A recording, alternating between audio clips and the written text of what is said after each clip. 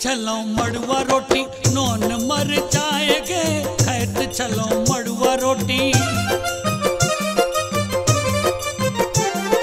खैत चलो मड़ुआ रोटी नोन मर जाएगे, खैत चलो मड़ुआ रोटी नोन मर जाएगे। अब हम हूँ खेबई, अब हम हूँ खेबई पूड़ी मिठाई के मोर भक ललबा मेले भेलो दायगे मोर ढक ललबा मेले भेलो दायगे मोर भक ललबा।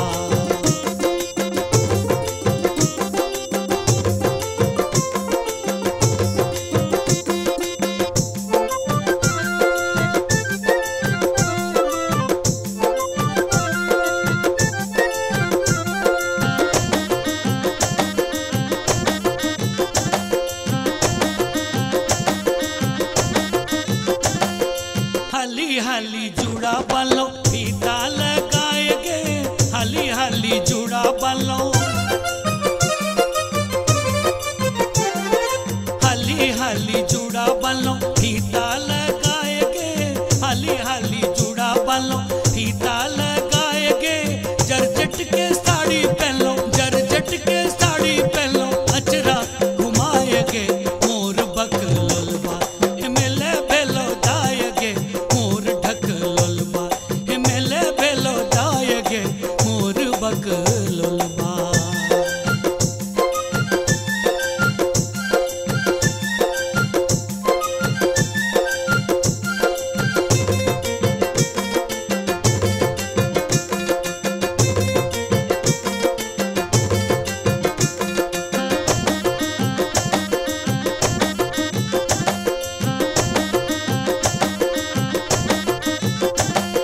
सौस कहे पुतोह जी ननद भौ जाएगे, सौस कहे पुतोह जी। सौस कहे पुतोह जी ननद भौ जाएगे, सौस कहे पुतोह जी ननद भौ जाएगे।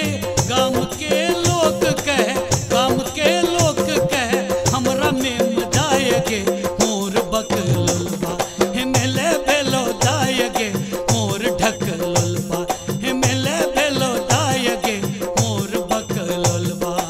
आपने लेबो खुरपी चिट्टा, आपने लेबो खुरपी चिट्टा, कितने कमेब के मोर बक ललबा मेले भेलो दायगे मोर ढक ललबा मेले भेलो दायगे। आपने लेबो खुरपी चिट्टा, आपने लेबो खुरपी चिट्टा, कितने कमेब के मोर बक ललबा मेले भेलो दायगे मोर ढक ललबा मेले भेलो दायगे मोर ढक ललबा। सब्सक्राइब करू विजय एंटरटेनमेंट चैनल के आ घंटी के निशान के जरूर दबाओ हमरा सबक वीडियो सबसे पहले देखबाक लेल।